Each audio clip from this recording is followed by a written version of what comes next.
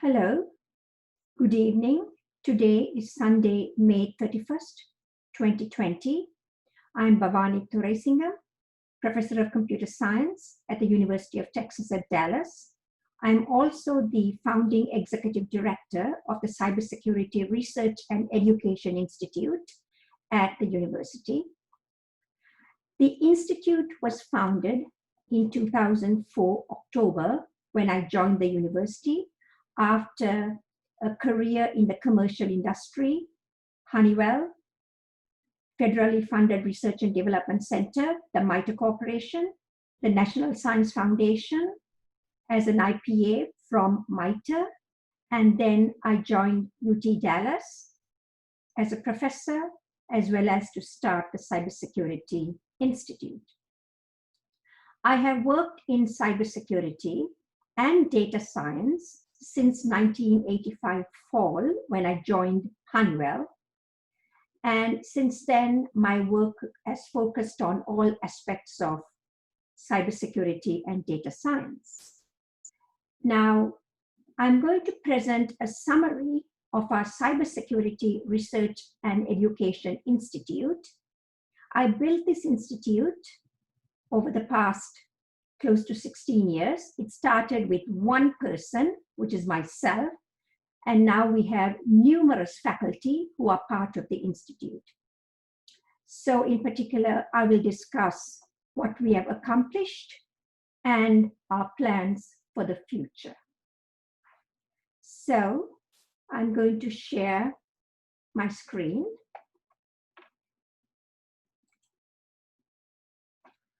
So the title of the talk, the Cybersecurity Capabilities at the University of Texas at Dallas.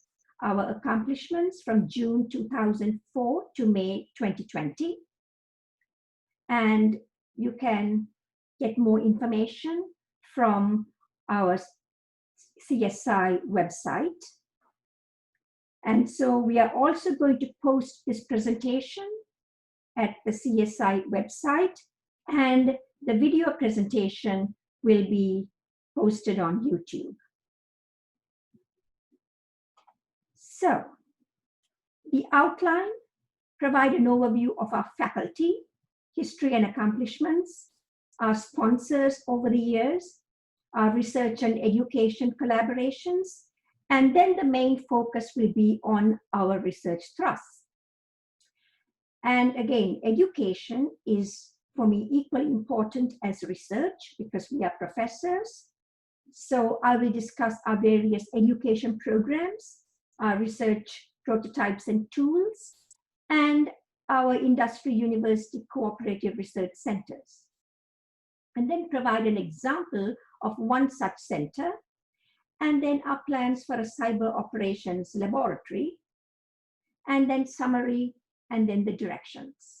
And I'll also give you some contact information. So our faculty. As you can see, we started with one professor, and that is myself.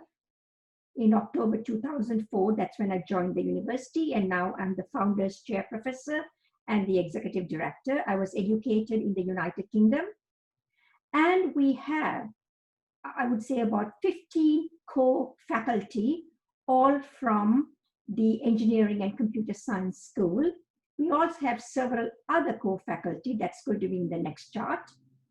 So Professor Kanad Basu in hardware security, Professor Feng Chen, machine learning and artificial intelligence, and some of his applications are in cybersecurity, Ivo Desmet in cryptography, Zygmunt Haas in wireless network security, Kevin Hamlin, language and software security, Shuang Hao, network security, measurements and DNS attacks, Tankuk Ji, systems security, malware analysis, Murat Kantajulu, data security and privacy, Latifa Khan, big data analytics for security, Chong Kim, he's going to join us in the fall of 2020, and he works in cyber physical systems and IoT security, Yorgos Makris, hardware security, Kamil Sarac in cybersecurity education, as well as network measurements, Wei Wu, data science and social media, Wei Yang, system security and software engineering, and Yiling Yan, IoT and web services security. So these are our core faculty from the engineering and computer science. We've got altogether, I believe, with me about 16. And then we also work extensively with other professors in other schools at the university. So here are some examples. Professor Alain Benzeswan is actually a world famous professor. He headed the European Space Agency and INRIA in France before we joined our business school, School of Management. He works in risk analysis for security. And Patrick Brandt, he works in political science. So we do a lot of data science in collaboration with him for a number of projects with applications in political science. Yulia Gell, she is an expert in statistics and machine learning. Jennifer Holmes, cybersecurity policy, and she is our dean of the School of Economics, Policy, and Political Sciences. And Daniel Krychek, he works in psychosocial behavioral aspects of security. So these are our core faculty. And we have several affiliated faculty from our engineering and computer science school, as well as some other schools, but here I'm mainly focusing on ECS. We have Farouk Bastani. He heads one of the IUCRCs. Jorge Cobb, he does some of our outreach. His research is in reliable networks. He does our outreach in cybersecurity. Ebru Kankaya, she works on women in cybersecurity and works closely with me. Neeraj Gupta, he works in digital forensics. Kong Liu, real-time systems security. Neeraj Vital, distributed systems security. Sriram Natarajan, machine learning. Nicholas Ruyutsi, machine learning. And Shi Wei, software engineering and security. And Eric Wong, who works in reliable software engineering. We have a number of research scientists and postdocs.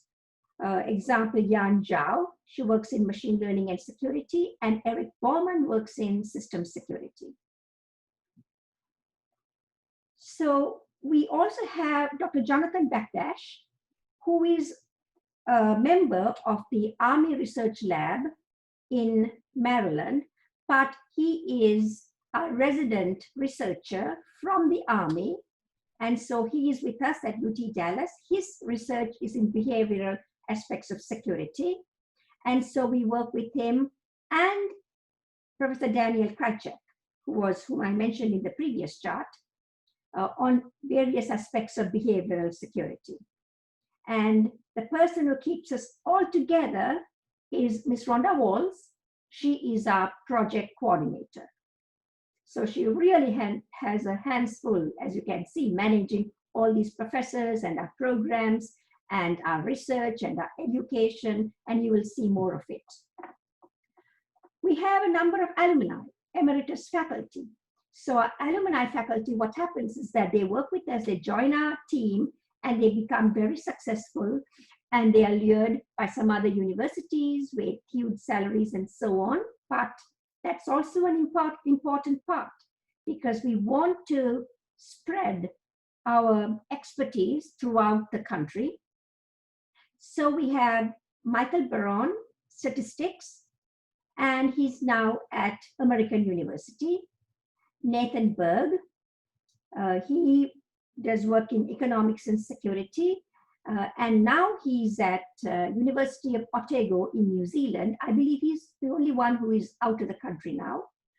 Alvaro Cardenas, a top expert in cyber-physical systems security, and he's now at UC Santa Cruz. Doug Harris, he's emeritus professor. He was also associate dean, and he's the one who really initiated cybersecurity at UT Dallas a few months before I joined. In June 2004, he got one certification. And so he was also very active in recruiting me to UT Dallas, together with some of the other professors. Then Ji-Chang Lin, he does work in system security and forensics. He's now at Ohio State.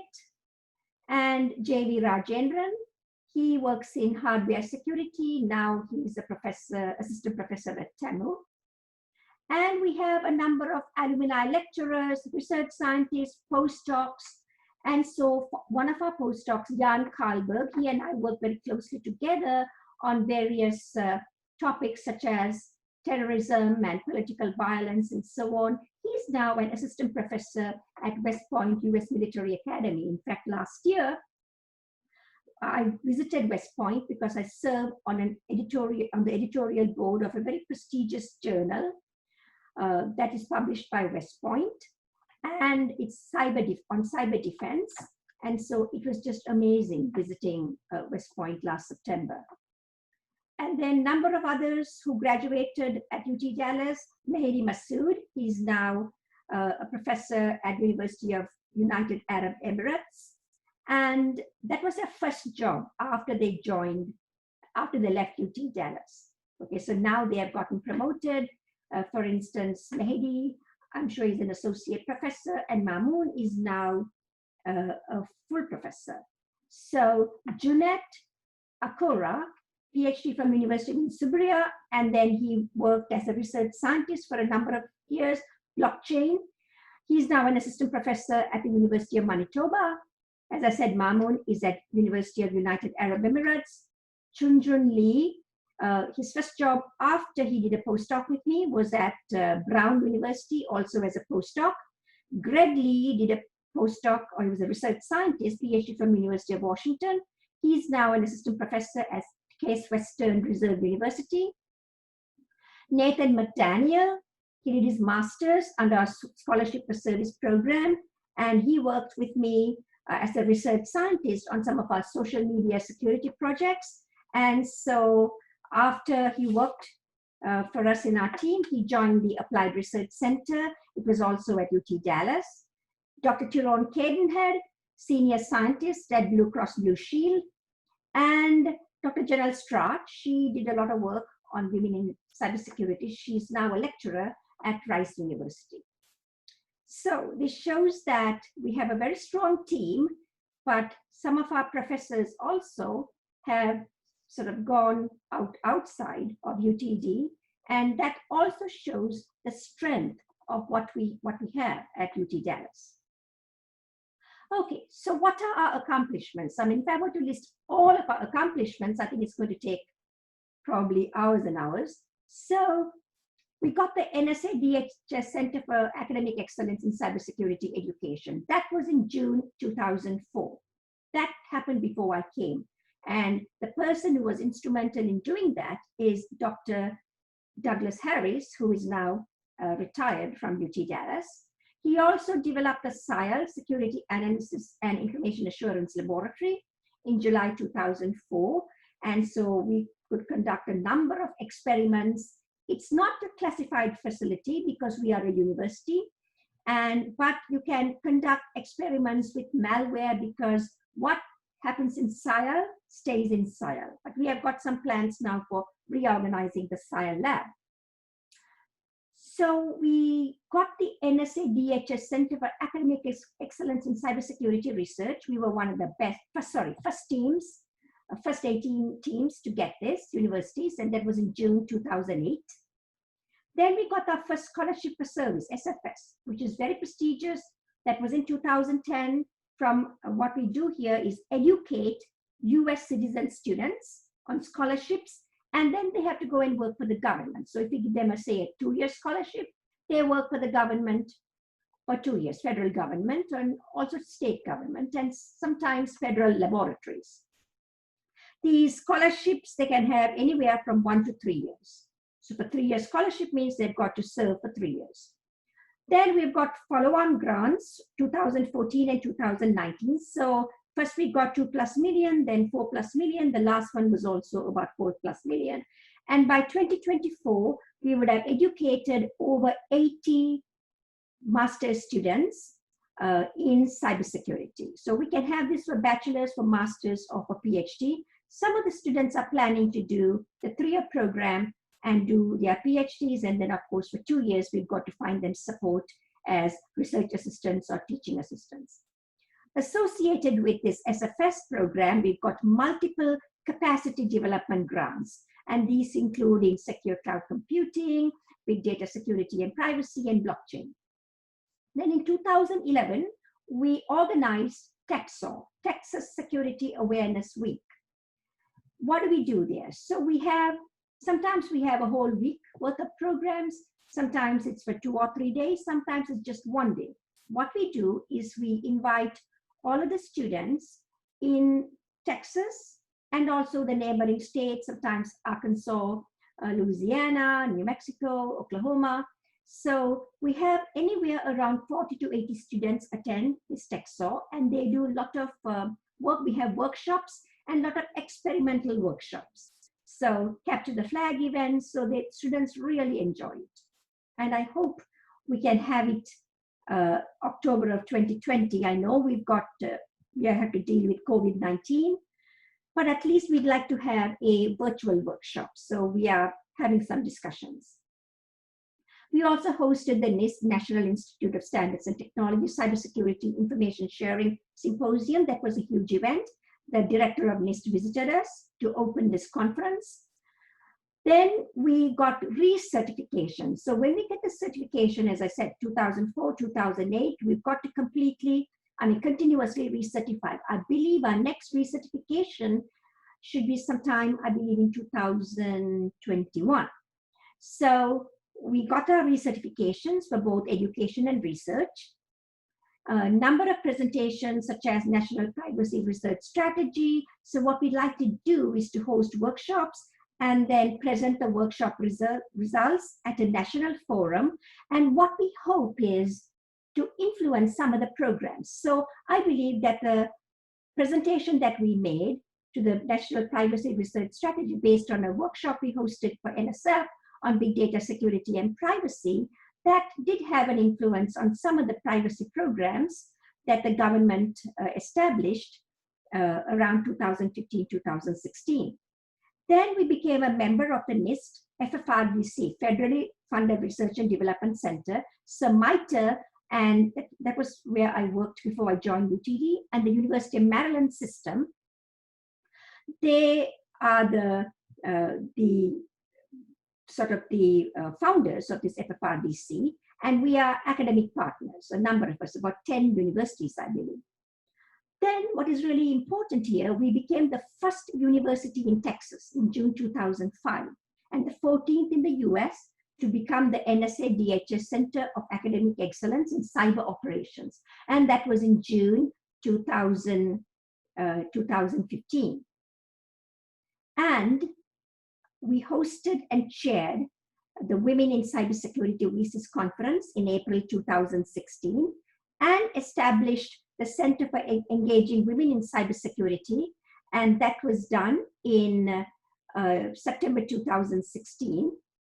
Then we have also hosted a number of other conferences and events, very prestigious conferences such as ACM-CCS. It's the #1 cybersecurity, #1 or the top 2, you can say, in October 2017, and also top data science conference like ICDM and ICDE. That was a virtual conference. We just finished about a month ago, just over a month ago. About 2,000 people attended, and we hosted it. It was virtual. Also hosted several prestigious smaller conferences. When I say smaller, it's not that small. It's 100 plus, between 100 and 200. So as you can see, a number of conferences.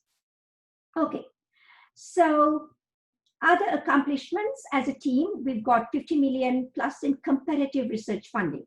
And it's mostly, almost all, probably federal funding. And about 15 million plus in education funding, and that was accomplished in the last 15 plus years. As I said, I joined October 4th, and so it's not quite 16 years. And we got our first grant actually about a year after I joined.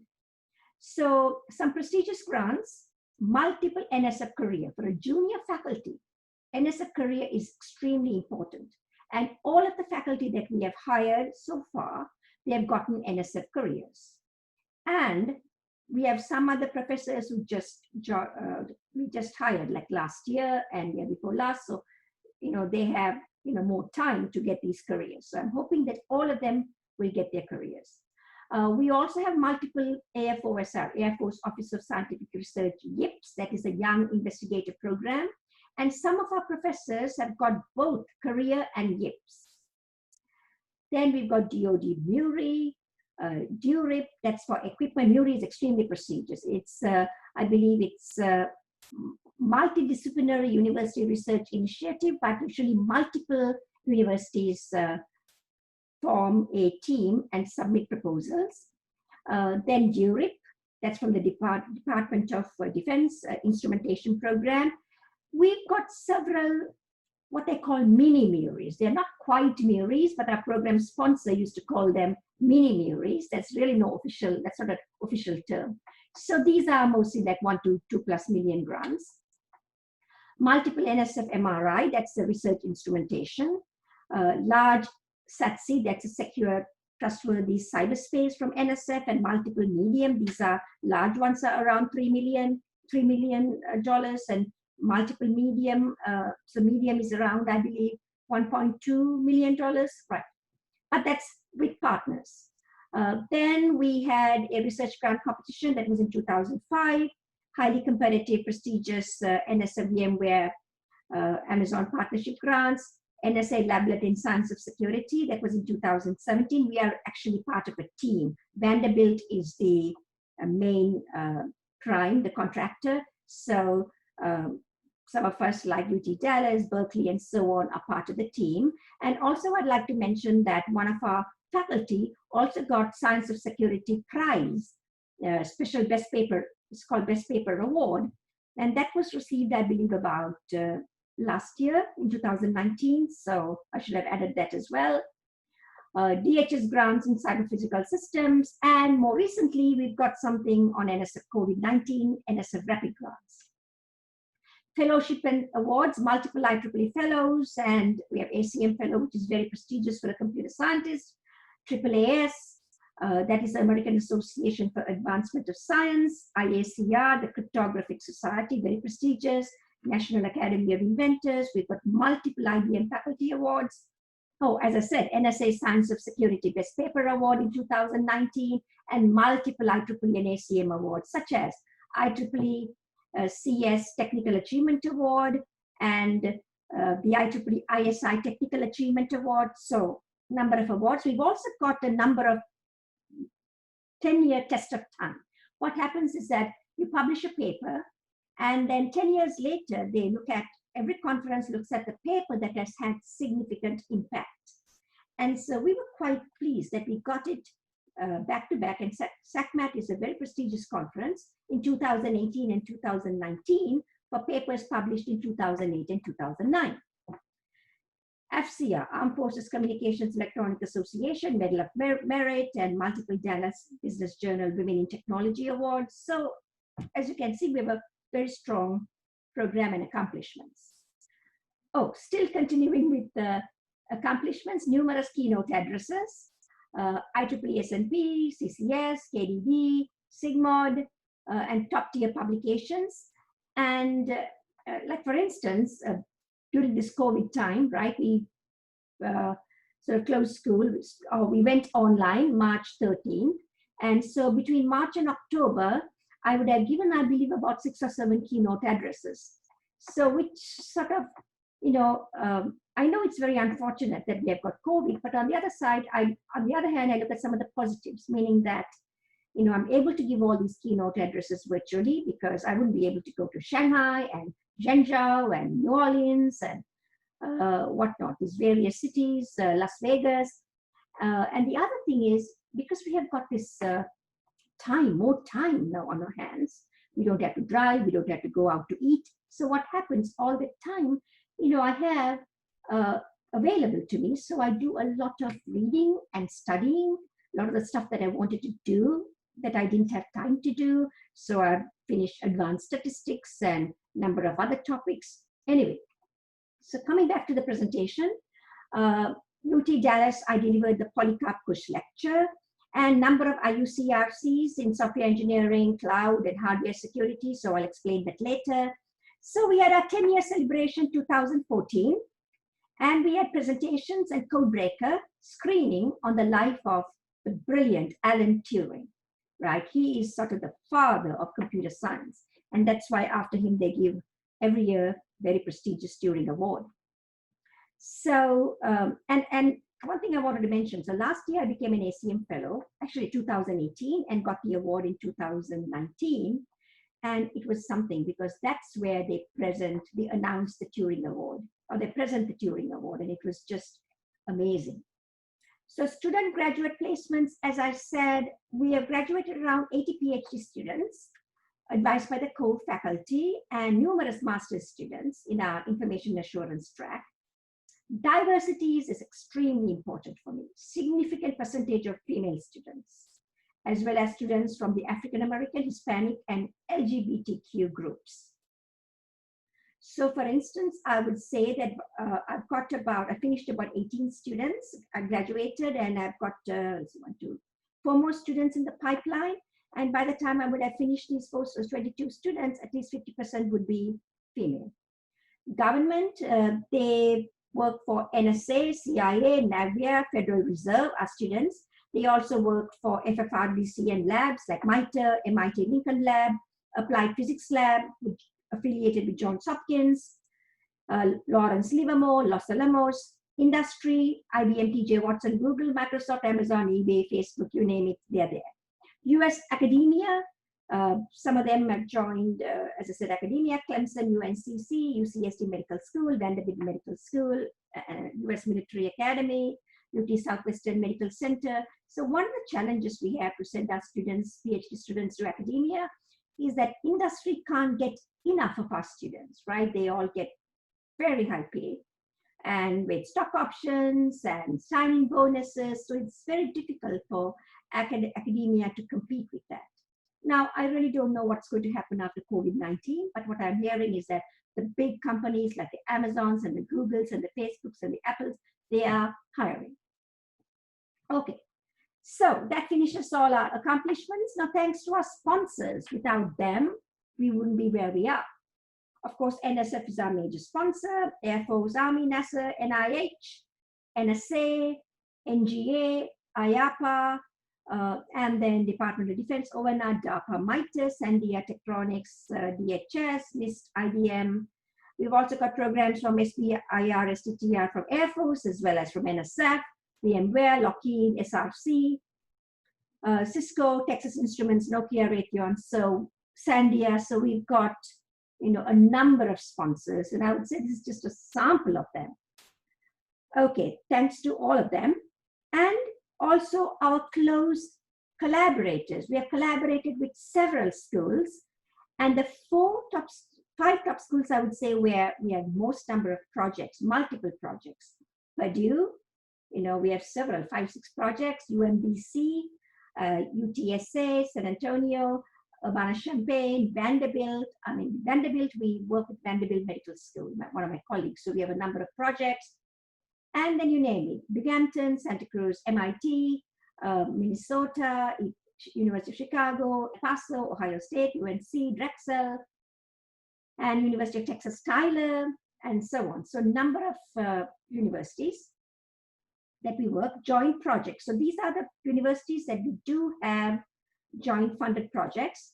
And we've also had joint projects with King's College, University of London. This is in the past, and University of Insubria, Italy. It was funded by AFOSR, and US Air Force also has a branch in Europe. So the London branch is European Office of Advanced Research and Development. So that office is in charge of Europe and I believe Africa, and maybe EMEA region, EMEA, Middle East as well. And then there is another office, I believe, in Tokyo, and they look at the Pacific Asia, and I believe there's also an office in South America. So I don't know where all their offices are, but this was from AFOSR, the European office. And so we looked at assured information sharing, where different organizations, such as UT Dallas, King's College, University of Insubria, we share data according to security policies. So I can tell London, I will share something with you, provided you don't share it with Italy. So we designed, implemented systems and demonstrated in a cloud. Okay, so here's another project very briefly. It's an experimental research project. It's called Insure. So it's a cybersecurity information assurance experimental research. It's hugely popular amongst our students. I limit it to about 16 students every semester. And what happens here? The research problems are given by our government sponsors. It could be Research Lab, it could be NSA, it could be Air Force Research Lab, Sandia Research Lab, Los Alamos. And so they give the research problems, and our students work jointly, collaboratively within UT Dallas and sometimes across the universities. We have about, I would say, about 30 universities, but these were the first sort of 9 or 10 universities: Purdue, UMBC, I would say Mississippi State, UC Davis, Iowa, and Northeastern, Carnegie Mellon Stevens, and Dakota State University, together with UT Dallas. We formed, I believe, the first 10 universities, but now Purdue took the lead all these days. But now we have, I think from San Bernardino Community College, I believe they are taking the lead. So this is a really fun project for our students. Okay, other collaborations. We do work a lot with ARL South, as I said, on adversarial machine learning. We have a point of contact, Dr. Jonathan Backlash. So we work on behavioral sciences, various topics, and participating in various ARL planning workshops, such as cyber fogginess and some research directions for the BAA. And we also organize, as I said, a number of workshops. So this was an ARL workshop on adversarial machine learning. And then some of our faculty have spent summer at AFRL, Air Force Research Lab, and they have worked in cloud computing security. We also collaborate with NIST because we are a member of the advisory board, and we write proposals and submit, and some of them have gotten funded. And so we have had research collaborations on cyber physical system security, as well as we participate off and on in this big data security and privacy workshop. We are also having discussions with NSA in Texas, San Antonio. So we are really pleased that we got the Science of Security Lablet now from Vanderbilt. So we are between Vanderbilt and UC Santa Cruz and us, and some other universities as well. So Santa Cruz and us, we will have a joint project. So that's going to get funded anytime. So we also have multiple NSA funded projects on research and curriculum development. And I'll talk about it a little later. Example, big data analytics, security, and privacy. So we have lots of course development that we do for the government. Collaborations with corporations such as Raytheon, IBM, Lockheed. So lots of activities going on. Fine. Now I'm going to talk about our research thrusts. We have 9 research thrusts. We could have more, we could have less in the future. So software security and active malware defense. Dr. Kevin Hamlin, PhD Cornell, and some others in the team. Number of sponsors, NSF, Air Force, NSA, NASA, ONR, DARPA, Sandia, and so on. What we do here is things like reactively adaptive malware. See what, I'm just going to talk very briefly, and you can read a number of our papers. So these malicious code, malware, they're changing patterns, right? We have to catch them even after they change patterns, because it's antivirus products, right? They won't be catching the malware that is mutating, because they can only catch certain malware. So what we have to do is to figure out how they are going to mutate, what are the potential mutations, and then we develop software to catch that malware. And then, of course, we share it with the antivirus products. So that's really, very interesting. Another topic is, I want to say, author attribution. So when you write something, then you say, no, I didn't write it. But we have developed software that can pinpoint exactly who wrote it. It's good to figure out anonymous articles, who has written them. Also, state-sponsored terrorism, right? What the states are the terrorist states are writing. So that's something that will be quite useful, I believe. So that's research thrust 1 on malware. Trust 2 is something that I worked on for the last, as I said, 35 years, since 1985 fall. And now my colleague, Dr. Murat Kantajalu, PhD Purdue, he's one of the top experts in the field, data security and privacy. He does work on privacy preserving record linkage, so you can link multiple records, put it together, each one, you could have removed the identity, right? Identifying a field, but when you put it together, the privacy could be compromised. Adversarial machine learning, what happens if the machine learning techniques are attacked? That could be a disaster, because we are using machine learning for almost everything, right? For healthcare, for finance, for security, and so on. But what happens if these machine learning techniques are attacked? That could be a disaster. Secure data provenance. So you publish a piece of information, especially like a fake news. You have to develop tools to trace it. Who initially posted that fake news? Did it come from a person, or did it come from cyber bots? It's not easy.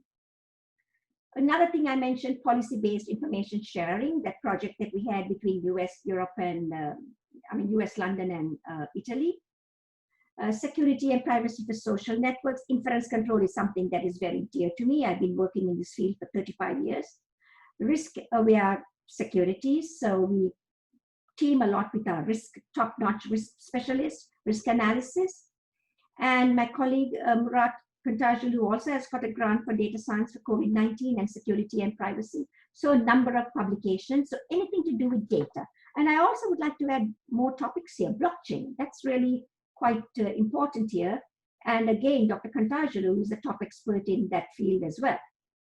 Okay, third trust is something that I have worked on. I teach this class, Secure Cloud Computing. My two classes I teach, Secure Cloud Computing, Secure Social Media, and that's in the summer. And then in the fall, it's going to be Big Data Security and Privacy. So we have things like, this is Research Trust 2. Research Trust 3 actually is, I'm correct, sorry. I thought this was some of the trust I'm mentioning. It's all correct, don't worry. So it's virtual machine introspection, right? That's for secure cloud. How do you secure the virtualization layer? And so one of my colleagues, he's now at Ohio State, but he developed the work while at UTD. He developed something called VM Space Traveler. I believe he obtained a patent. And then Dr. Murat Kantajalu works on secure cloud data storage, secure cloud query processing, and assured information sharing in the cloud, as well as social network security and privacy. So all of that comes under secure cloud computing and social media, number of publications. Okay, the fourth area is cyber physical systems and IoT security. So Dr. Cardenas really started this work, okay? So now he's joined UC Santa Cruz, but we've got a very strong team. We've got Kantuk G, who is PhD Columbia, and Kim is going to join us, a PhD Purdue. And we also have Kong Liu, PhD from UNC. So a lot of interesting work that they are doing. Control system security, integrating security with real-time systems, policy-related security. So this is an area I think we're really going to focus on doing more things like autonomous vehicles, Internet of Transportation. So this is something that's going to be very important for us. Then Research Trust 5 is hardware security. And this is mostly members of our team from the Electrical and Computer Engineering Department, Yorgos Makris, he's a PhD from UC San Diego, and Kanad Basu from, joined us from University of Florida and postdoc at NYU. So they do a lot of very interesting work, hardware Trojans, because remember, Trojan horses are not just for software, there's also for hardware, right? Because if some say if we can do everything in hardware, we wouldn't need software. But for that to happen, I think it's going to take a very, very long time. So we software folks still have opportunities for jobs. So counterfeiting, IP piracy, reverse engineering, security verification validation, and design automation tools, and so on for security. So a number of research areas. And okay, so they publish typically in some very prestigious journals, IEEE Transactions and Care of Integrated Circuits. So one of the things I wanted to mention, because we have people from multiple schools, right, for computer scientists, what is really important for us to give us that credibility is top-notch conferences, right? Their acceptance rates are like 10%, 10 to 15%.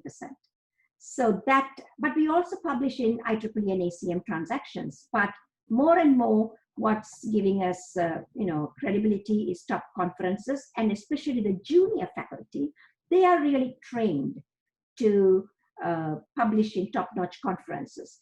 Versus say someone like me, 40 years ago, I finished my PhD. So now, and I was trained to publish in top-notch journals. So I've got a number of top-tier journals. And more recently, I've also, after joining the university, I've also published in, top-tier conference publications. Whereas electrical engineering, they still value these top-notch journals, as well as policy and political sciences and mathematics and so on. Journals count a lot for that. Okay, Trust 6, my colleague, Professor Latifa Khan, Peng Chen, and Nicholas Riozzi. So they work in, I call it security analytics, machine learning. So machine learning for a number of applications. And not necessarily in cybersecurity, whereas that's my main focus. But more recently, we're also looking a lot in public health, healthcare, and so on. Geospatial data management, something that we've done a lot of work, stream and social media analytics. So number of sponsors, NSA, IAPA, NASA, NGA, and so on. And this is something that also I'm very active in. So if we talk about two areas I work on, is data security and privacy, and security analytics and machine learning. And as you can see, there are many others who also work in this area. Okay, and a number of publications. Trust 7, network security. Okay, so we started actually with network security, which is in the beginning, it was Kamil Sarac, but then, and Jorge Cobb. And then Shuang joined us from Georgia Tech and his PhD and postdoc at UCSB, Santa Barbara. And Zygmunt Haas is a world-famous wireless network security expert, PhD from Stanford, and he joined us from Cornell. He was a full professor at Cornell. So they work in wireless network security, network measurements, software-defined security, DNS attacks, a number of areas they work in. And last but not least, cryptography. I think this is our Trust 8. We have 9 trusts. I think we have one more. So Ivo Desmet, he's a world-famous cryptographer, and Murat Kantarjulu, world-famous data security and privacy. Because remember, for data security and privacy like blockchain, and in areas like blockchain, you really need to have a very good understanding of encryption and cryptography. So they work in areas like secure multi-party computation, crypto protocols, privacy, blockchain, Bitcoin. And as you can see, number of publications. We publish in places like Eurocrypt, Crypto Conference, and ICDM. So IEEE Transactions on Information Theory, as well as some of the top-notch conferences like ACM, CCS, and so on. We have published papers in this area. And yes, we have one, this is the last thrust. Secure software engineering. We are sort of building a fairly core group now. We have Wei and we have Yang, right? They work in secure software engineering. And we have now Eileen Yan. She's also one of the experts in secure software engineering. And so most of the sponsors, I think, in this area, NSF, so they do work on security testing, secure design, secure services. And I think this is an area we are planning to also expand in this area. Okay, so what are some of the high priority research focus areas? Now, I've listed some. These are not all, okay? So something that is really important for many of us, I would say, is integrating cybersecurity with AI, machine learning, data science. So that's for myself, Dr. Murad Kantajalu, Dr. Latifa Khan, and Dr. Feng Chen, Dr. Nicholas Riotsi, all of us work in this area. And so we have AI, MLDS applications to cybersecurity and adversarial machine learning. So this is both for software and hardware, okay? Handling attacks to machine learning models. Remember I mentioned what happens if these machine learning and AI techniques are attacked? It will be a complete disaster. Privacy aware AI ML DS, because of AI and ML, you can put collections of stuff together and infer something that is highly private, or individual information could be private, but we have to give out collections such as diabetes occurs in, say, a certain part of Texas. We also hear a lot about AI for good, but is AI fair and is there bias? So we have some projects that we are working on right now in this area. Another area I think is becoming really important is cyber physical system security and IoT security, autonomous vehicles, critical infrastructures, as well as Internet of Transportation. And that's something we have G, and we also have Dr. Kaduk G and Dr. Kim, who is joining us. So they are working in this area. Dr. Kevin Hamlin is a top expert in autonomous and adaptive cyber deception. So he's really, quite involved in that, as well as binary code analysis and malware detection. And Dr. Murad Kantajalu, of course, in blockchain and cybersecurity. So does Dr. Latifa Khan. A number of applications, right? While cybersecurity is our main application, of course, that's what we all work on mostly, but we are also looking at applications such as geospatial sciences, social sciences, political sciences, healthcare and public health, especially with COVID-19, and counterterrorism. So now we come to education. As I said, education and research to me go hand in hand. Our research projects, the results, we incorporate them into education. Based on education, we get our PhD students who conduct research. So it is, they are really, really close to each other, right? From research, we get education. From education, we get research. Okay, so as I said, number of sponsors, NSF, DOD, IBM, NSA, and so on. Most crucial program is SFS Scholarship for Service. Started in fall 2010, I mentioned to you, and by 2024, we would have graduated at least over 80 students, at least 80. I would say it would be more like 84, 85, right? US citizen students by 2024, and we would have placed them with federal government. We have had huge success with that program. What is really interesting is that we are starting an interdisciplinary master's in cybersecurity. It is one of the very few interdisciplinary programs, a comprehensive program, and it's going to be offered from our School of Economics, Policy, Political Sciences, EPS. And our dean of that school, Jennifer Holmes, she's the one who's going to manage this program, and I will be supporting her. And that starts fall 2020. But this is also under our Cybersecurity Institute.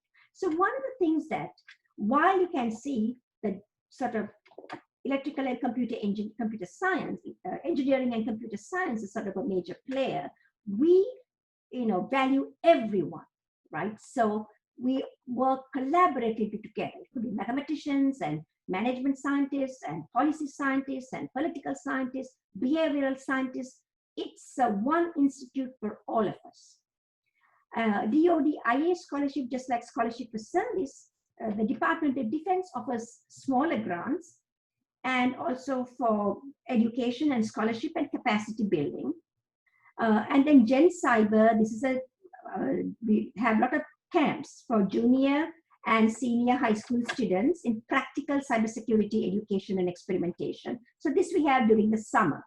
Unfortunately, this summer we don't have this program because with COVID-19. So NSF capacity development, number of capacity developments. So what we do, I'll tell you. So assured cloud computing, mobile systems, big data security, software-defined networks, blockchain. So from this capacity development, we build sort of instruments and prototypes, not prototypes actually. We build systems to support our education, okay? And so we use this to enhance our classes. And then this will in turn help with our research. And that same thing I mentioned earlier, research feeds into education, education feeds into research. And this program capacity development mainly feeds into our education program. So as part of this, we have written a number of books. Our last book, I believe, was Big Data Analytics with applications in insider threat detection. That was published, let's see, 2.5 years ago. Yes, and now we are just about, beginning to write the book. Actually, tomorrow is our start date, and that is in secure data science, integrating cybersecurity and data science. This program also, we develop laboratories, we have practical programs for students, experimental, and then we also work, as I said, experimental research project. Remember the Insure, participating in Insure program, and it's going to be 12 straight semesters. I'm quite proud. I think we're one of the few, maybe the only university. I really don't have that as a fact, but that's what I believe. And it's January 2015 is when we started, and we have plans until December 2020. Okay, and we are going to continue. Okay, so I need, I've had excellent research assistants to help me and teaching assistants with this program. So I need to find an excellent, because my current PhD student, as a part research, part TA, research assistant, he is finishing, I believe, December 2020. So I need to find someone really good to continue with this for January, because students just love this course and they get all the background experimental experience they need for cybersecurity. Okay, so now continuing with cybersecurity education, TechSO, I mentioned to you, right? Texas Security Awareness Week. And I don't want to take the full credit for the idea because it was modeled after NYU, New York University, had something called CISO, Cybersecurity Awareness Week. Okay, so they had it before us, I believe, but a few years, 2 or 3 years before us. So since 2011, we have about 40 to 80 students participate from Texas and neighboring states in practical cybersecurity exercises and workshops. We also offer professional courses on CISSP, Cybersecurity Essentials, that cover the CISSP modules. I've also taught at Air Force bases in cybersecurity through our Air Force Armed Forces Communications Electronic Association, to the DoD and to the intelligence community. A lot of cybersecurity outreach, talks at high schools, DFW public libraries, general public, to make the students and public aware. So I talk at public libraries, and more recently, I believe in October, I talked to the Subcontractors Association. Very heavily involved with women in cybersecurity, women in data science, CyberW, women in cybersecurity research, women in services computing, women in communications engineering, and so on. And so a number of degrees and certificates, master's degrees in cybersecurity. We have a special track in computer science department, undergraduate certificates and programs.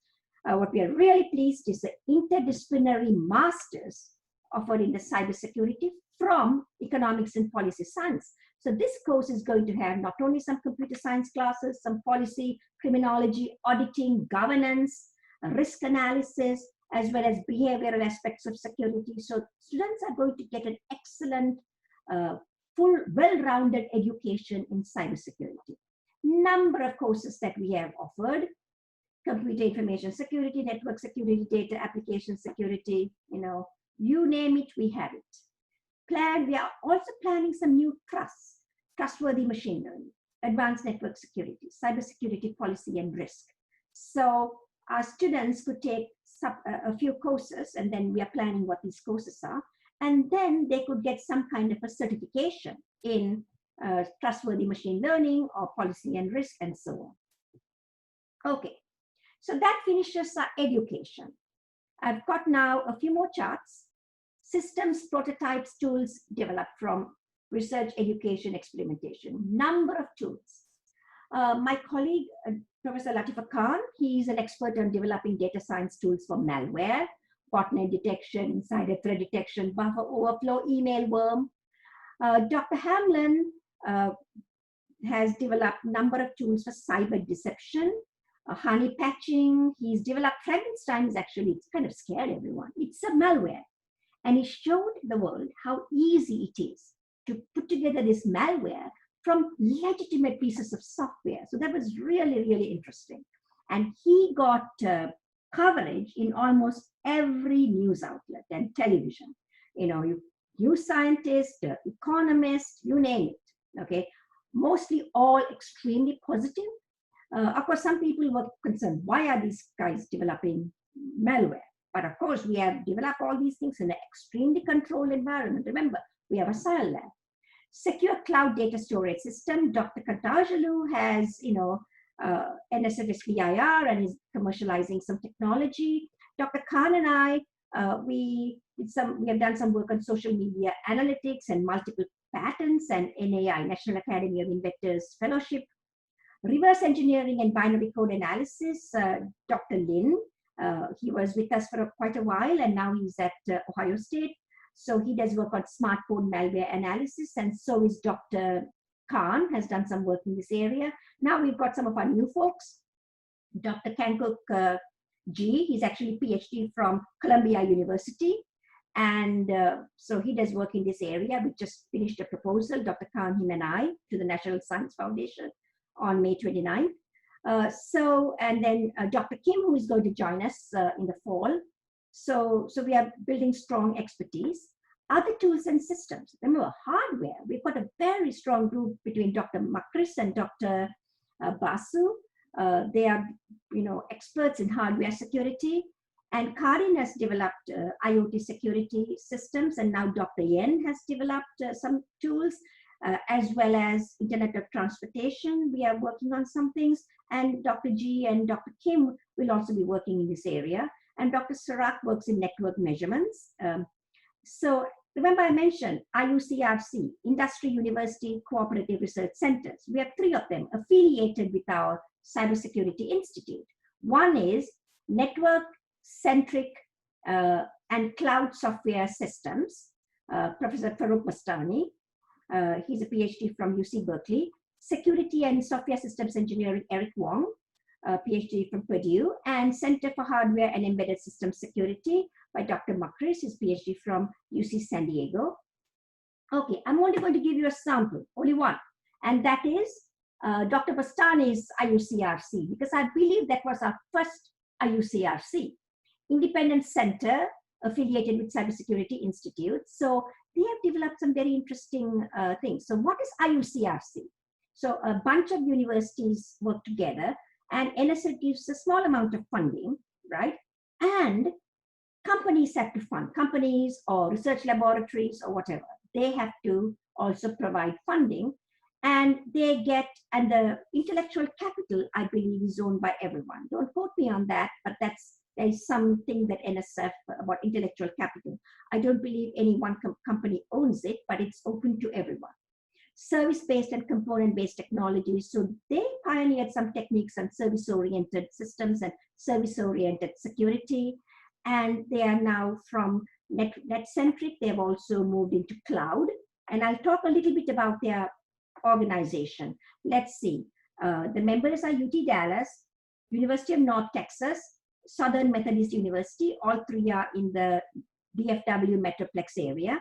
And 2 other universities, Arizona State University from Tempe, Phoenix area in Arizona, and Missouri Science and Technology, University of Science and Technology. I believe they are in Rolla, Missouri. Actually, I visited them to give a talk, a distinguished CRA, women talk from the Computing Research Association.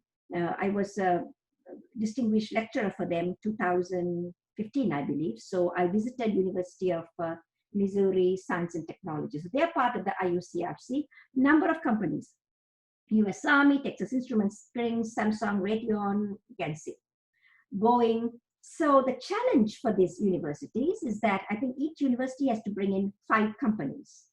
And now don't quote me on the actual number 5, or it's a certain amount of money, right? So if you say 30K per company, then it's 5 companies per university, I believe. But if one company can give 150K, then I think that also counts. But what is interesting here is that companies are providing problems, are guiding the direction. So the professors will propose research problems, companies decide and select which ones they would like, and they guide the research.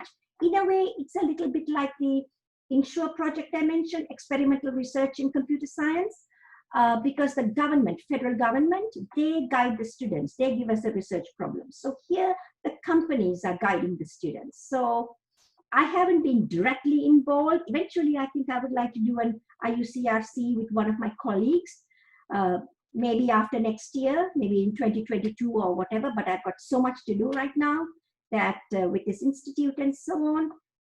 And so this is, this is really interesting. Okay, so Cyber Operations Lab in progress. So we got some funding from ARO to build this SIAL. Remember, we had the security analysis lab. So we're kind of converting it because we used to do a lot of digital forensics and so on in that lab and some cloud computing. But now we want to change that. We're changing that into a cyber operations. So right now we are sort of got some equipment for IoT security.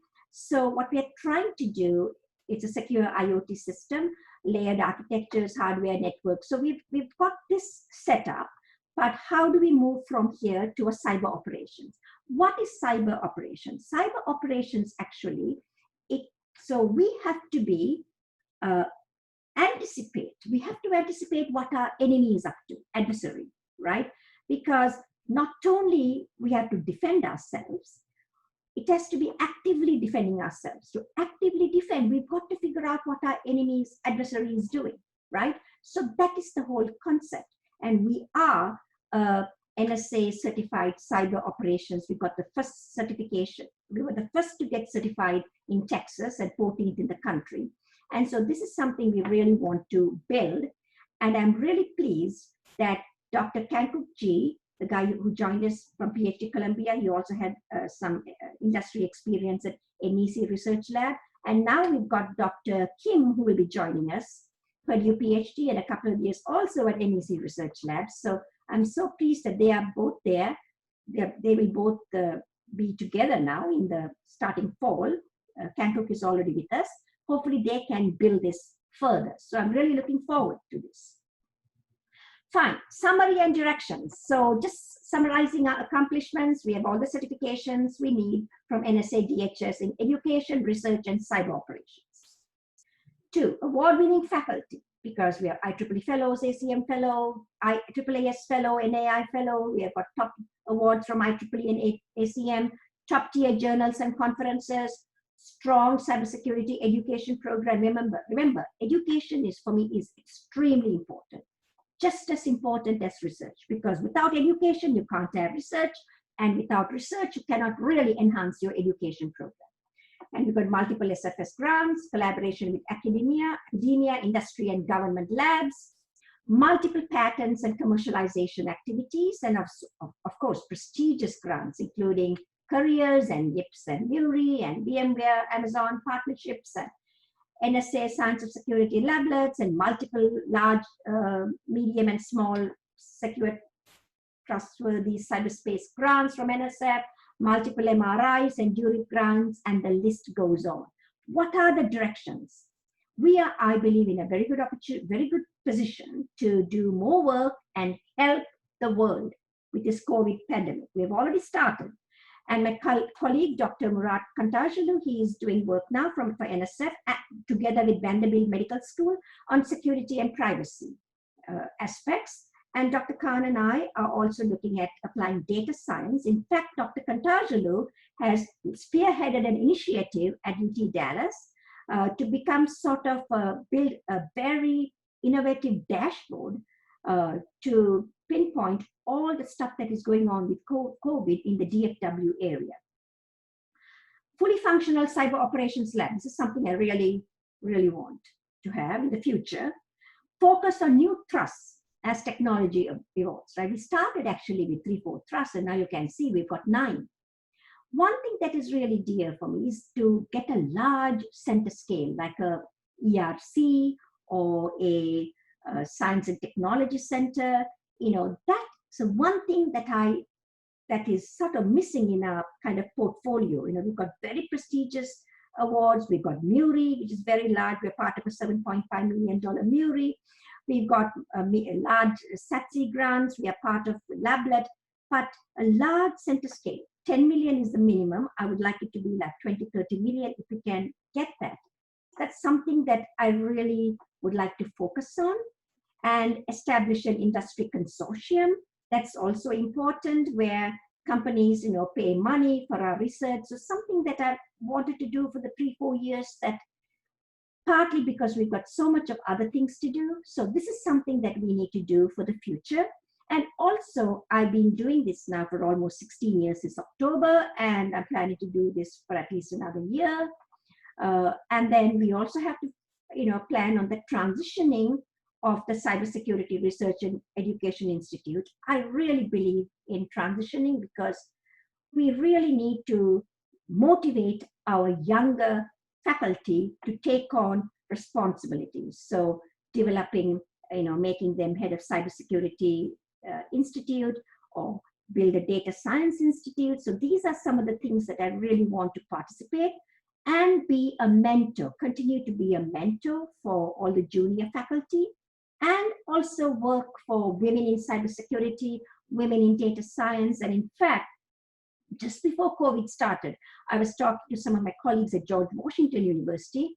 Maybe we could start something on African Americans in cybersecurity, African Americans in data science. So these are some things that we really have to do, because, as I said, diversity is, very, very important, because we need to have a diverse group of people, men, women, right?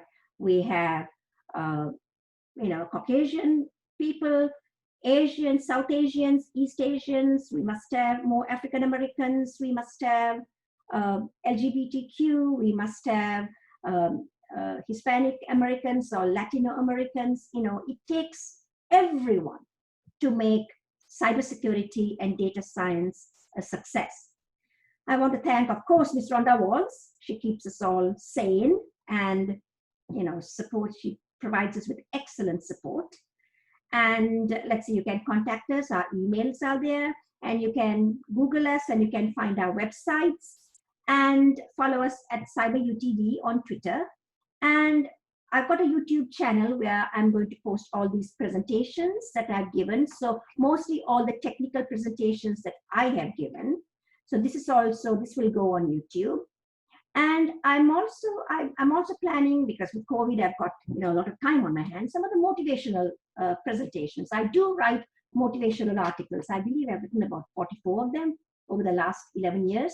So some of them I'm going to convert into presentations, and I'd like to motivate everyone that, in spite of the darkness and despair outside, there's also a lot of hope, and something that each one of us can do. And this is, I'm saying, unprecedented opportunity for us to really improve ourselves and do all the things that we really wanted to do, we really wanted to learn, because this opportunity will not come again. And I really hope this opportunity does not come again, because we do not want another pandemic, right? So we can't help it now, it's there. And so let's do the best we can. And please, we'll be very pleased to answer your questions. If you want to support us in any way, we will be very honored. And various other things. So please, you can contact Rhonda Walls, or you can contact me, follow us on CyberUTD, look at our YouTube channel, as well as contact any of the professors. I mentioned several professors. I have not given you all their emails, but you can, Google them, or go to our UT Dallas website or the CSI website, and we are updating the website during the summer with all these changes, with new faculty joining. So please feel free to contact us anytime. And thank you very much for listening to the presentation. And I would really welcome feedback from you. Thank you. Bye.